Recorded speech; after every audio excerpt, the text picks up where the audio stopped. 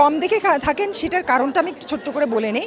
কারণ আমাদের fashion show যেগুলো হয় সেটা গতানুগতিকভাবেই সবসময় হয়ে থাকে, কিন্তু টুটলির রহমান যখন শো অর্গানাইজ করে কিংবা কোরিওগ্রাফ করে থাকেন, ওনার কাপড়েও যেমন একটা ভিন্নতা, ওনার স্টাইলে যেমন একটা ভিন্নতা, সাজেও ভিন্নতা থাকে, সেই সাথে ওনার কোরিওগ্রাফিও কিন্তু অনেকটা ইউনিক কোরিওগ্রাফি হয়। এই ধরনের সাধারণত আমরা দেখি না কোরিওগ্রাফ হতে।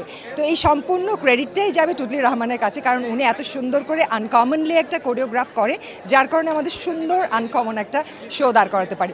সো এই জন্যই আপনারা যে এক্সট্রা ভেগেন্স এত কিছু দেখতে পাচ্ছেন, আজকে আমাদেরকে একটু ভিন্ন রূপে দেখছেন, এটার পুরো ক্রেডিটটাই টুটলির রহমানের।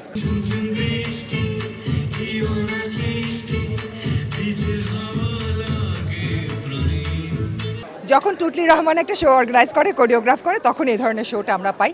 যেটা আমি একটা কথা বলবো, অবশ্যই আমাকে এটা বলতে হবে যে আমরা 2010-এ আহসান মঞ্জিলে আমরা একটা শো করেছিলাম, সেটা টুটলি রহমানের অর্গানাইজ করা ছিল এবং তার ডিজাইনের কাপড় ছিল এবং তারই কোরিওগ্রাফি ছিল। And you can imagine, you can go back to that 2010 and find it out. The show from Ahsan Manzil, it was actually portrayed, she portrayed the 40 years of fashion, Dhaka fashion. সে মুঘল আমল থেকে শুরু করে 40 বছর পরে যে 40 বছরের একটা trend রয়েছে না, সেই ট্রেন্ডটাকে উনি দেখিয়েছেন মুঘল আমল থেকে শুরু করে বর্তমান সময়ের। তো ওই শোটাকে উনি আবারও রিক্রিয়েট করার চেষ্টা করেছেন, কিন্তু আহসান মঞ্জিলের মতো জায়গা না হলে তো এটা সম্ভব না। অবশ্যই আমি বলবো সবাইকে যে আপনারা সার্চ করে অবশ্যই দেখার চেষ্টা করবেন 2010-এর আহসান মঞ্জিলের যে শোটা, আউটস্ট্যান্ডিং। এবং আমি বলবো বাংলাদেশে এ ধরনের ক্রিয়েটিভ শো কখনো কোনো ডিজাইনার কিংবা কোনো অর্গানাইজার, কোরিওগ্রাফার কেউ দিতে পারেনি। That was the only one, Ahsan মঞ্জিলে 2010-এ। এবং এরপরে যদি দেখা যায় সেটা টুটলি রহমানেরই হবে। হ্যাঁ, টুটলি আপু তো সবসময় ভেরি এনথুয়াস্টিক, এবং আমি আজকেও টুটলি আপুকে বলেছি যে I envy your energy, because she is a woman with power and energy.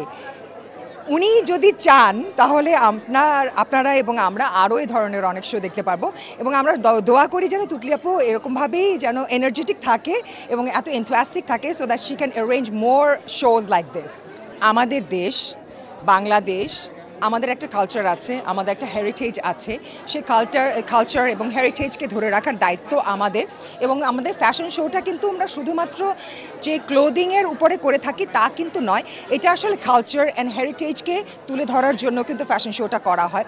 So আমাদের এই ফ্যাশন শোর মাধ্যমে, ফ্যাশন ডিজাইনারদের মাধ্যমে আমরা সবসময় চেষ্টা করে এসেছি, ডিজাইনাররা চেষ্টা করে এসেছে আমাদের কালচার অ্যান্ড হেরিটেজকে তুলে ধরার।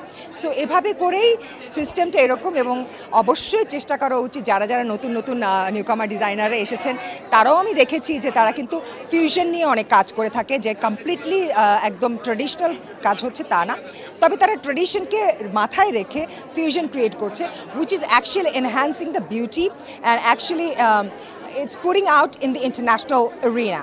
তো এটার জন্য আমাদের কাছে মনে হয় কি আমাদের কালচারটাকে আরও বেশি করে আমাদের প্রায়োরিটি দেওয়া উচিত, কারণ আমাদের এই গ্রাউন্ডের মাঝখানেই তো আমরা আসলে বিশ্বের কাছে পরিচিতি দেব যে আমরা কারা এবং আমরা কি দেশ, আমাদের কালচার এবং হেরিটেজটা কি।